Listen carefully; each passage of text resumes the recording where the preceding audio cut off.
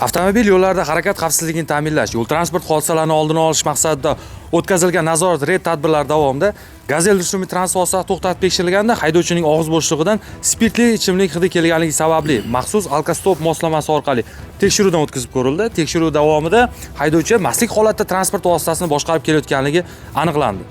Hurmatli haydovchi, transport vositasini mastlik holatda boshqarish bu qoidabuzarlik ekanligi bilasizmi? Bundan tashqari, siz jamoat transportini boshqarar ekansiz. Bu harakatingiz bilan o'zingiz va boshqalarning hayotini xavf ostiga qo'yayotganingizni bilasizmi? İşten keyin hordiq chiqarishga 150 gram ichdim ve bu holat boshqa takrorlanmaydi. G'ay xodimlari chora ko'rishdi. Shopirlarga maslahat bermayman. Qoidabuzarlikni tushundingizmi? Qoidabuzarlikni tushundim.